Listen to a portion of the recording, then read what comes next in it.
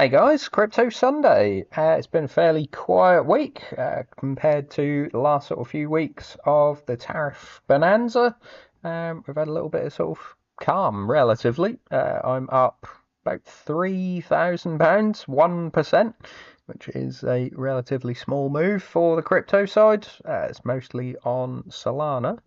But yeah, we'll come back to the portfolio. Looking at the coin shares report, we knew this was going to be relatively negative. 795 million in outflows in the last week. Still not sort of huge, nothing like the previous sort of large outflow weeks that we had. But yeah, it's negative all the same. By asset, you can sort of see it's fairly spread out across the coins. Ethereum down 37 million. We knew that. Multi-asset up 1.1 million. So it is quite difficult to shake these sort of index type people out of their investments from the looks of it, which is very good and kind of what you would expect. If you're buying sort of an index of crypto, you would just sort of dollar cost average into it. And yeah, Solana down 5.1 million, XRP up. It's does seem to get a lot of inflows. Maybe it's because it's a sort of newer product, but yeah, they certainly do well. Outflows on Sui, Litecoin, Cardano. Outflows out of short Bitcoin, so people may be taking profits on their shorts. So you got Bitcoin down and short Bitcoin down.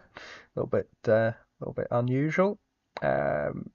Flows by exchange country is sort of largely red across the board. Some small inflows into Australia, Brazil, and Canada, but Hong Kong, Germany, Sweden, and Switzerland all in the red. And then the US obviously making up the bulk of that 795. Looking at the recent week, we've got another pretty much, well, yeah, full week of outflows out of Ethereum because Friday was bank holiday. So yeah, small-ish numbers, I suppose. 29 million, 614, and 12 million. Very small inflow into 21 shares, and the new grayscale. Most of this outflow, to be fair, is still the old grayscale. So yeah, that's kind of a permanent headwind. On the Bitcoin side, maybe slightly more positive, I suppose. Again, 4-day week, and it looks sort of almost net zero. Slightly positive. You got 106 million inflow on Thursday, 76 on Tuesday, and a little on Monday, but a 171 outflow on Wednesday, with sort of quite a bit coming out of Fidelity and Arc. 4 days in a row of inflow into BlackRock, so they're continuing to be strong as ever. Nothing out of Grayscale, which is quite unusual. You sort of always have that constant, outflow out of Grayscale, and they got zero all week. So a little bit strange, and inflow into the new one. So yeah, Bitcoin inflow sort of not looking too bad. Maybe has stopped some of the red, which we kind of know was partly hedge funds and basis trade type people. So it gets reported as institutions dumping Bitcoin. They weren't really buying it on the way in. They were shorting futures and buying it. Now they're not really selling because they're buying back futures. But you know how the news likes to be.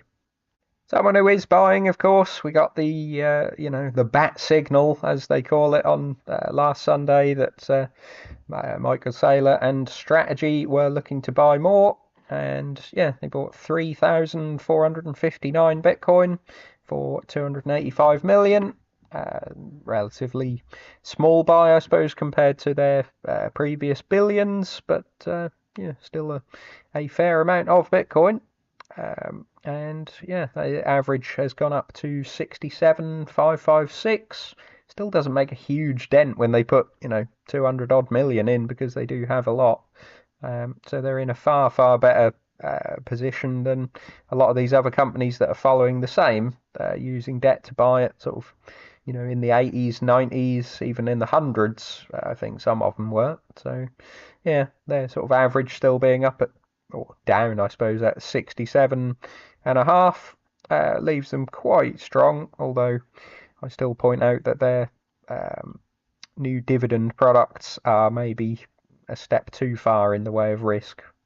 We have some potential new buyers in nation states, sort of lesser talked about nations. Apparently have been coming to Binance for help in setting up a strategic Bitcoin reserve. So everyone's focused on the US, but you do have other countries. Richard Teng, the CEO of Binance, says he's received quite a number of approaches by a few governments and sovereign wealth funds on establishment of their own reserves. They did note that, the crypto-friendly agenda in the US is part of the, or he said, the main reason. So, I guess that's on the sovereign wealth fund side. Not sure why sort of other countries would be trying to set that up because the US has gone crypto friendly. Maybe they just see that as a good sign. But yeah, CZ is sort of still being the poster child, I guess, the man for the media shots and sort of the person dealing with these countries. So good to see that he's still involved. Obviously, he's still a main shareholder, and yeah, sort of doing a little photo op with Pakistan's Deputy Prime Minister and Pakistan's Crypto Council CEO. Not sure why they would have sort of established one, really, but yeah, they're looking to push, it looks like, regulations, maybe not sort of a huge Bitcoin buying program just yet, but you'd think that's sort of normally the start of it. So yeah, interesting. And Binance are sort of weighing up whether to have a headquarters somewhere. People have been talking about sort of Dubai and places like that, but yeah, they've always sort of worked with no formal headquarters. I guess that's partly a tax issue, I suppose, but yeah, they're now maybe looking to put down roots somewhere. Had a little bit of a push from the UK as well. A couple of stories from the UK. You've had Abraxas Capital buying $250 million worth of Bitcoin in 4 days. It looks like they are sort of an investment fund, not really a hedge fund, more just an investment fund. They do things like this, the Alpha Bitcoin Fund. So it looks like they do buy underlying Bitcoin, and sort of they layer on top of that options to potentially outperform. So yeah, they're saying since July 2022, when this fund launched, Bitcoin is up 340% and their fund is up 442%. So yeah, slightly outperforming. They're saying that their fund should achieve at worst the same performance as Bitcoin during downside, because I guess they'll be selling some options and things and getting some income from that, while providing a leverage position during upside movements. So obviously Bitcoin's quite a bit up since July 2022, and you'd expect sort of a levered fund to have maybe done a bit better than sort of 100% more than Bitcoin, but that is sort of partly, Bitcoin was still dropping during 2022, and sort of 2024, mid 2024, you've had some reasonable drops. So yeah, it does relatively okay. And we have a wannabe sort of micro strategy, if you like. UK founded the Smarter Web Company. Sort of sounded like just a tiny little company. Maybe they are, but yeah, it's actually the former head of online at Hargreaves Lansdown, where they were sort of starting to go digital and have the websites and apps and stuff. And yeah, he was sort of head of online, so he has got a little bit of backing behind him, a bit of history, and it looks like they've opened their initial public offering to retail investors, did a reverse takeover of uranium energy exploration, and it looks like are looking to sort of pivot that invest into a MicroStrategy type firm. They sort of have, similar to MicroStrategy, they have an underlying business that he's saying has been profitable for 15 years, offering design and digital marketing services to 250 different clients. So yeah, it looks like they are both looking to invest profits into Bitcoin, but also generating some funds through convertible debt. They have raised 1.08 million in 0% convertible loans that convert at a discount. So these are always popular, although not sure how much demand there is for them in the UK, because UK is just a much smaller market. So he says he sees Bitcoin as the best asset the world's ever seen. In his opinion, he started buying MicroStrategy, and he was thinking, I live in the UK. Who can I invest in the UK, sort of to do that? He's doing the same thing. Maybe something to put in an ISA. That's been a great sort of annoyance of UK investors, that we can't really have direct exposure to Bitcoin in an ISA. You have to sort of buy miners and all sorts of other things, MicroStrategy. And he said sort of there wasn't one he felt was worth investing in, so why not set up his own company? So yeah, just slightly different, I guess, to MicroStrategy in that at the moment, at least, he's saying the company is profitable and they can sort of both invest profits into Bitcoin and potentially raise convertible debt. So yeah, interesting on a very, very small scale, but potentially getting some UK competitors. And we do love a JP Morgan article bashing Bitcoin. It's not often you would see JP Morgan sort of coming out in defense of gold. Obviously, it's gold is skyrocketing at the moment, and it would be difficult to sort of bash it in any way. I suppose you could say that gold has topped. Lots of people have called the top for months and months now, and so far been wrong. But yeah, JP Morgan is saying Bitcoin's safe haven narrative isn't living up to its mythical status. Not sure I would give it mythical status. It's just an asset. Calm down a little bit.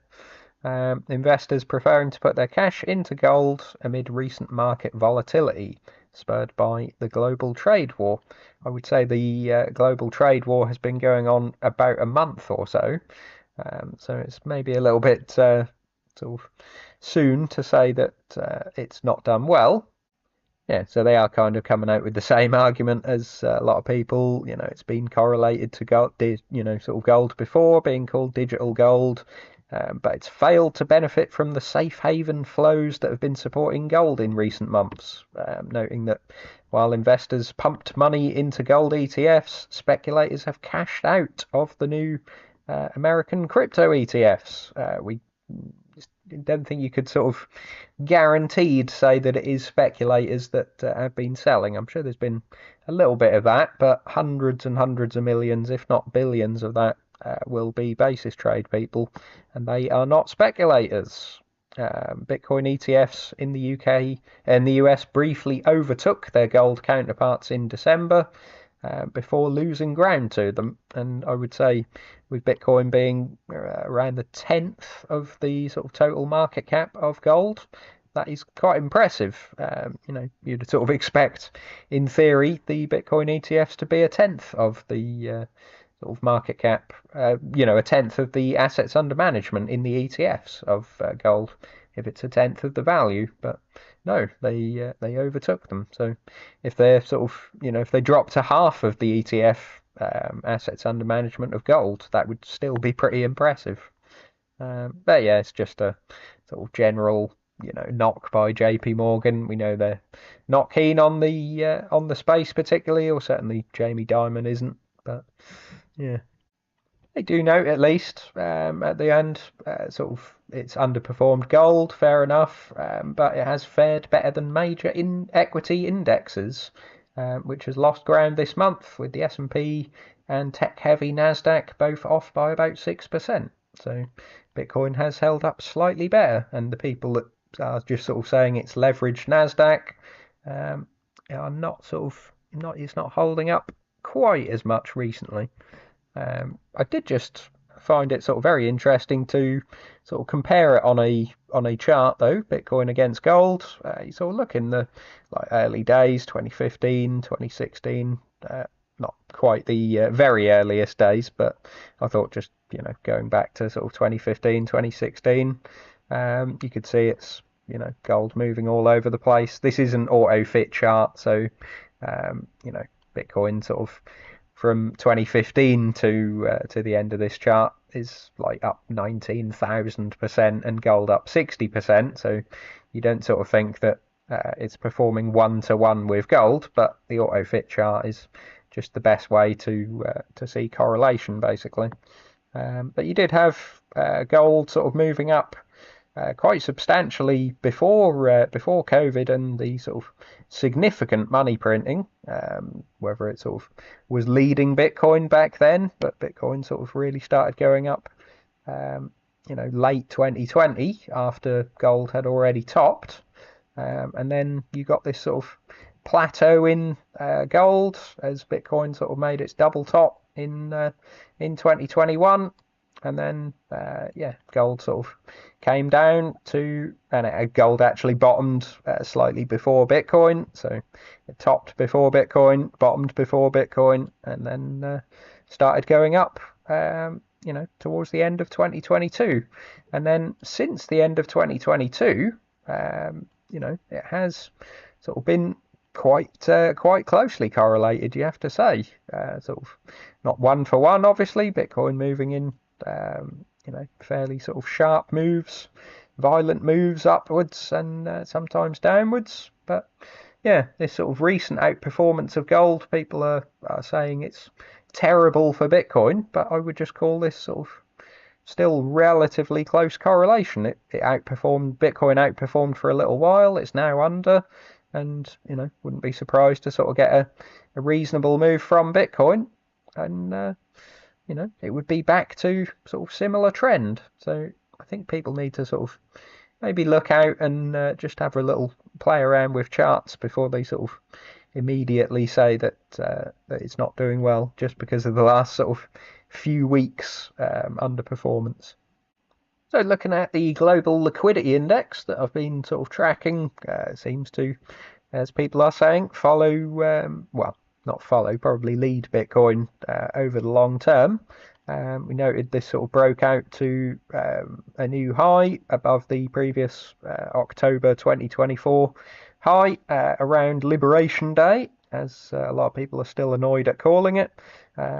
So yeah, around sort of 2nd and 3rd of April, sort of broke to a new high, came slightly back down again, and broke out again sort of around the time of the pause. Sort of risk assets took another move up again, and has been sort of trickling up and down, but still sort of trending up. He's at a new high as of today. Just sort of zooming out on this chart just to show how it has been over time. Did actually. That's quite interesting. The sort of October 2024 or end of September 2024 top was pretty much the exact same as the sort of beginning of 2022 top before we then sort of went into a bit of a bear market. But yeah, it got to that point again and sort of come down a bit, but we have smashed through that on the last sort of couple of months. So that is with everything ticked. If you take off the central bank balance sheets, total US dollars in sort of circulation, this is basically $111 trillion. It was 141 trillion with all of their bank balance sheets. And yeah, it's sort of, even the October last year, this is just money supply in circulation, sort of tops 2022, even in the beginning of 2023, and then went to new heights and now new heights again. So you can see how much the central bank's influence was in sort of 2020 and 21 basically. But yeah, we sort of broke to quite significant new highs.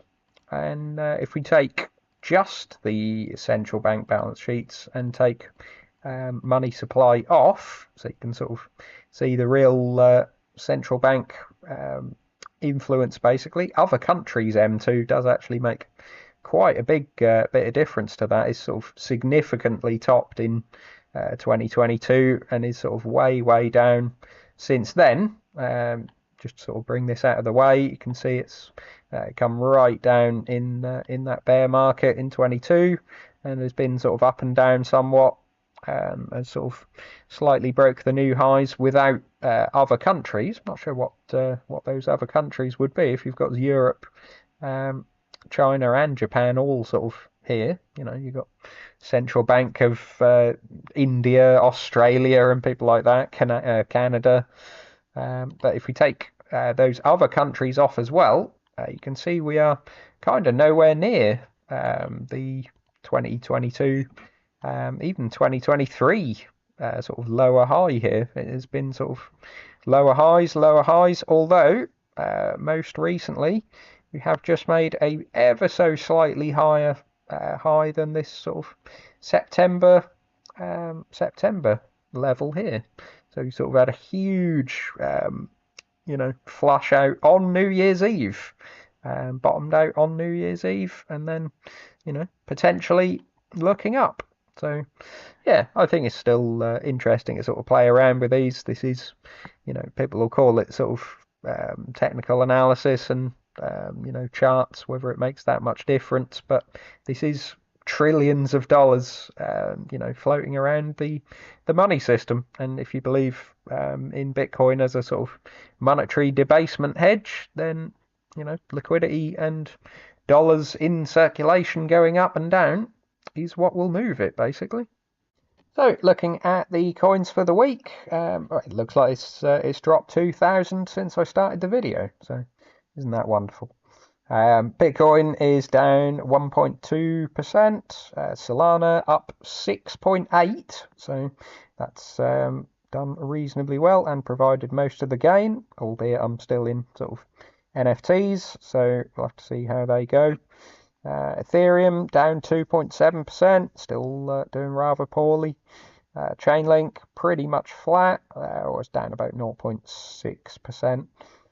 Helium down 10.7%, although had a relatively good week last week.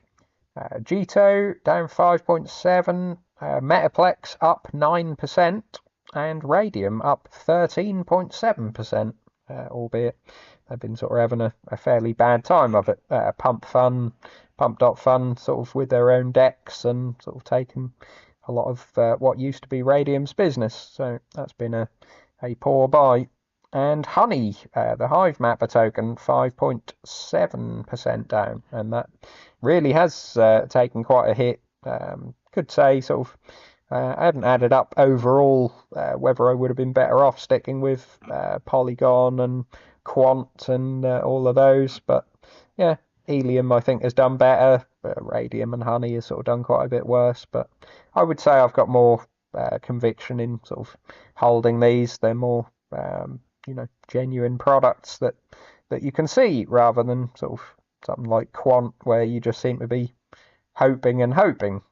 There's not a lot to actually see what they are doing. So yeah, interesting moves. Quite quiet at the moment. I think we need sort of a kick up the backside, but let me know how you guys are doing, and like and subscribe. See you soon.